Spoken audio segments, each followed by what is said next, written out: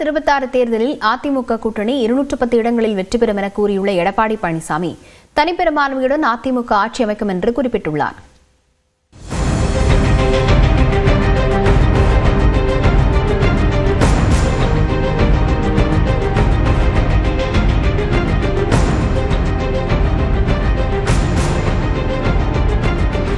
தமிழ்நாட்டில் சட்டமன்ற தேர்தல் நெருங்கி வரும் நிலையில் சென்னை மாநகரத்தில் அதிமுகவின் பொதுக்குழு மற்றும் செயற்குழு கூட்டம் நடைபெற்றது. இதில் பேசிய அக்கட்சியின் பொதுச் செயலாளர் எடப்பாடி பழனிசாமி அதிமுக தொடர்ந்து தோல்வியடைந்து வருவதாக எழும் விமர்சனங்களுக்கு பதிலளித்தார். அதிமுக வாங்கின வாக்கு நாடாளுமன்றத்தில் 23.5%, பாரதிய ஜனதா நாடாளுமன்றத்திலே வாங்கின வாக்கு இரண்டையும் சேர்த்தா 41.33%. அந்த 41.33% வாக்குல பார்த்தா 84 சட்டமன்ற தொகுதி வெற்றி பெறுகிற வாய்ப்பு இருக்குது. அதிகமா வாங்கியிருக்கிறோம். 84 சட்டமன்ற தொகுதியில அதிகமான வாக்குகளை பெற்றுக்கிறோம். அப்போ 19ல 2 இடங்கள் வெற்றி பெற்ற போது 84 என்று சொன்னால் 75 என்று சொன்னால் இப்பொழுது 84 என்றால் அடுத்த ஆண்டு நடைபெற்ற சட்டமன்ற பொதுத் தேர்தலில் 210 இடங்களில் அதிமுக தலைமையில் அமைக்கக்கூடிய கூட்டணி வெல்லும். அதிமுக பாஜகவுக்கு அடிமையாக இருப்பதாக முதல்வர் விமர்சித்து வருவதற்கும் எடப்பாடி பழனிசாமி விளக்கமளித்தார். அடுத்த ஆண்டு 2026 ஆண்டு நடைபெற்ற சட்டமன்ற பொதுத் தேர்தலில் அதிமுக தலைமை தான் நம்முடைய கூட்டணிக்கு தலைமை தாங்கும். அதிமுக தான் ஆட்சி அமைக்கும். அதிமுக தான் தனி பெரும்பான்மையோடு ஆட்சி அமைக்கும். பாஜகவுடன் கூட்டணி வைத்தோம் என்பதை தவிர திமுகவால் கூட தங்கள் ஆட்சியை குறை சொல்ல முடியாது என்று கூறிய எடப்பாடி பழனிசாமி திமுக ஆட்சியில் அனைத்து துறைகளிலும் ஊழல் இருப்பதாக குற்றம் சாட்டினார். முதலா ஒருத்தர் போற படிப்படியா போவாங்க.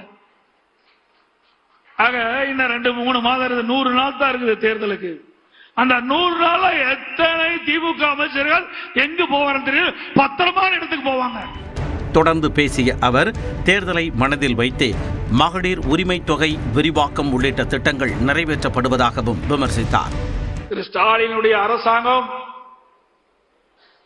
விதியை தளர்த்தி 30 லட்சம் பேர்களுக்கு மேலும் மாதந்தோறும் 1000 ரூபாய் குடும்ப தொகை தருவதாக சொல்லிக்கிறாங்க.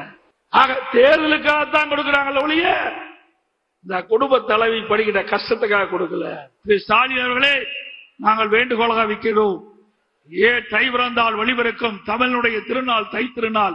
அப்படி தை திருநாளிலே தை பண்டிகையின் போது எல்லா இடங்களிலும் மகிழ்ச்சியோடு தை பண்டிகை கொண்டாடுகிற விதமாக ஒவ்வொரு குடும்பத்துக்கும் 5000 ரூபாய் வழங்குங்கள். முன்னதாக அதிமுக பொதுக்குழுவில் 16 தீர்மானங்கள் நிறைவேற்றப்பட்டன.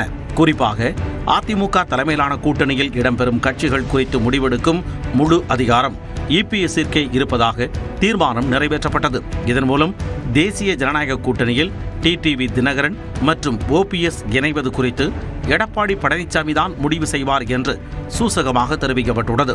மேலும் அதிமுக பாஜக கூட்டணியின் முதல்வர் வேட்பாளர் யார் என்று அமித்ஷா இதுவரை வெளிப்படையாக கூறாத நிலையில் 2026 ஆண்டில் எடப்பாடி பழனிசாமியை முதலமைச்சராக்குவோம் என்ற தீர்மானமும் நிறைவேற்றப்பட்டது.